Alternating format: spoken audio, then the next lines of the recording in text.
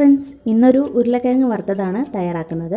അപ്പോൾ ഞാൻ നേരത്തെ തന്നെ ഒരു വീഡിയോ ഇട്ടിരുന്നു, പക്ഷേ ഇത് കുറച്ചും കൂടി ഒന്ന് വ്യത്യസ്തമായിട്ടാണ് ഉണ്ടാക്കുന്നത്. അപ്പോൾ നമുക്കിതെങ്ങനെയാണ് തയ്യാറാക്കുന്നതെന്ന് നോക്കാം.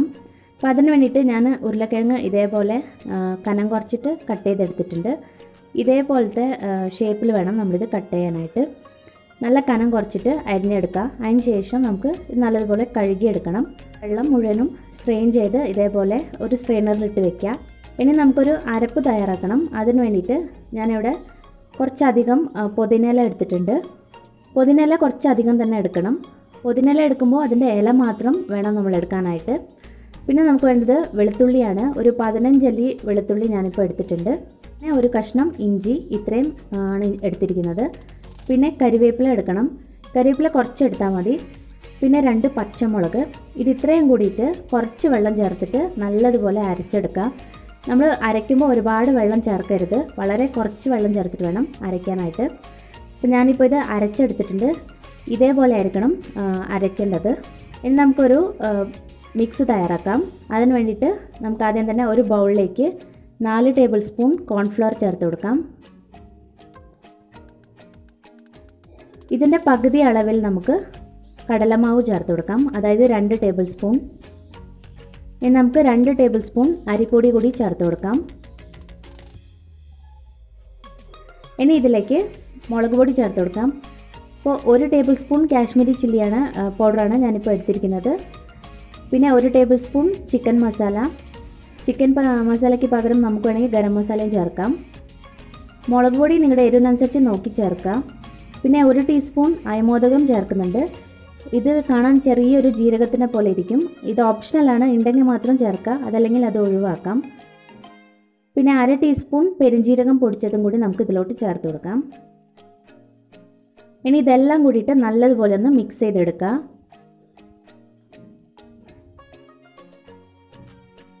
ഒട്ടും കട്ടയില്ലാത്ത വിധം നല്ലതുപോലെ ഇത് ഇളക്കിയെടുക്കുക. എല്ലാ പൊടികളും നന്നായിട്ട് മിക്സ് ചെയ്ത് എടുത്തിട്ടുണ്ട്. ഇത് നമുക്കൊരു സൈഡിലേക്ക് മാറ്റി വയ്ക്കാം. ഇനി നമുക്ക് ഇത് വറുക്കാനുള്ള എണ്ണ ചൂടാക്കാൻ വയ്ക്കാം. ഈ എണ്ണ ചൂടാക്കാൻ വെച്ചിട്ട് വേണം നമ്മൾ ഉരുളക്കിഴങ്ങിലേക്ക് ബാക്കിയുള്ള മസാലയൊക്കെ ചേർക്കാനായിട്ട്. അപ്പോൾ ഞാനിപ്പോൾ ഉരുളക്കിഴങ്ങിൻ്റെ ഒരു പകുതി ഭാഗം ഒരു ബൗളിലേക്ക് എടുത്തിട്ടുണ്ട്. മുഴുവനായിട്ട് തന്നെ ചേർക്കരുത്, ഓരോ ബാച്ചസ് ആയിട്ട് വേണം നമ്മളിത് വറുത്തെടുക്കാൻ. അപ്പോൾ ഇതിലേക്ക് നമുക്ക് 1 ടേബിൾ സ്പൂൺ നമ്മൾ നേരത്തെ അരച്ച് വെച്ച പുതിനയിലയുടെയൊക്കെ പേസ്റ്റ് നമുക്ക് ഇതിലോട്ട് ചേർത്ത് കൊടുക്കാം. ഇനി ഇതിലോട്ട് ആവശ്യത്തിനുള്ള ഉപ്പും കൂടി ചേർത്ത് കൊടുക്കാം. ഉപ്പ് ചേർത്തതിന് ശേഷം നല്ലതുപോലെ ഇത് മിക്സ് ചെയ്തെടുക്കാം. ഉപ്പ് ചേർത്ത് നല്ലതുപോലെ മിക്സ് ചെയ്യണം, അല്ലെങ്കിൽ ഓരോ സ്ഥലത്ത് ഇങ്ങനെ ഇത് കട്ട പിടിച്ചിരിക്കും. പിന്നെ ഉപ്പ് വളരെ കുറച്ച് വേണം ചേർക്കാനായിട്ട്, ഒരുപാട് ഉപ്പ് ചേർക്കരുത്. നല്ലതുപോലെ ഇത് മിക്സ് ചെയ്തെടുക്കണം. എല്ലാ ഭാഗത്തും ഉപ്പ് സ്പ്രെഡ് ആവണം, അല്ലെങ്കിൽ ഇത് കട്ട പിടിച്ചിരിക്കും. അതുകൊണ്ടാണ് ഞാനത് വീണ്ടും വീണ്ടും പറയുന്നത്.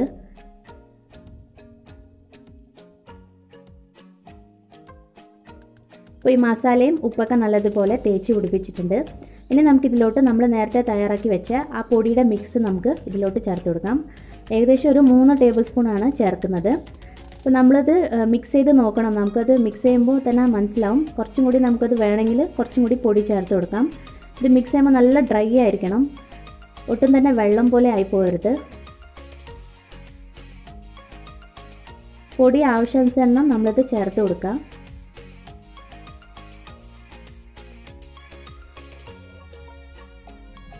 എല്ലാ ഭാഗത്തും ഈ മാവ് ഇതേപോലെ ഒട്ടിയിരിക്കണം.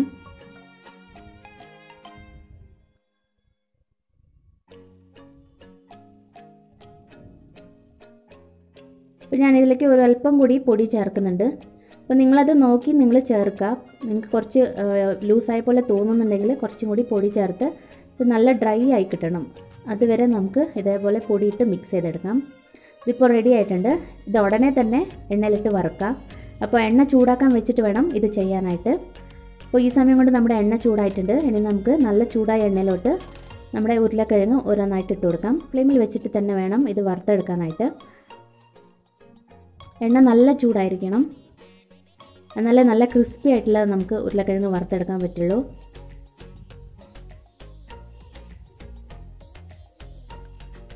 ഇത് ഒരു സൈഡ് ആയി കഴിയുമ്പോൾ നമുക്ക് പതുക്കെ ഒന്ന് തിരിച്ചിട്ട് കൊടുക്കാം.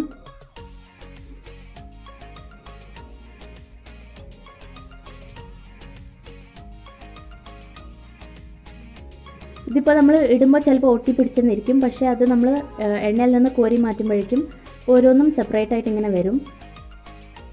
തീ ഹൈ ഫ്ലെയിമിൽ തന്നെ വെക്കണം. 2 സൈഡും നല്ലതുപോലെ ഇത് മൊരിഞ്ഞ് വരണം. അതുവരെ നമുക്കിത് വറുത്തെടുക്കാം.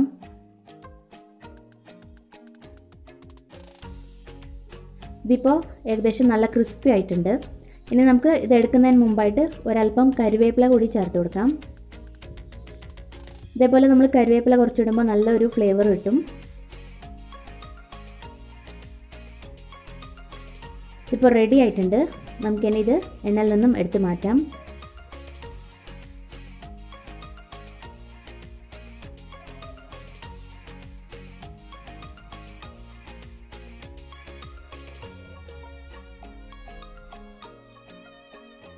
അപ്പോൾ നമ്മുടെ ക്രിസ്പി ആയിട്ടുള്ള ഉരുളക്കിഴങ്ങ് വറുത്തത് റെഡി ആയിട്ടുണ്ട്. നല്ല ടേസ്റ്റിയാണിത്.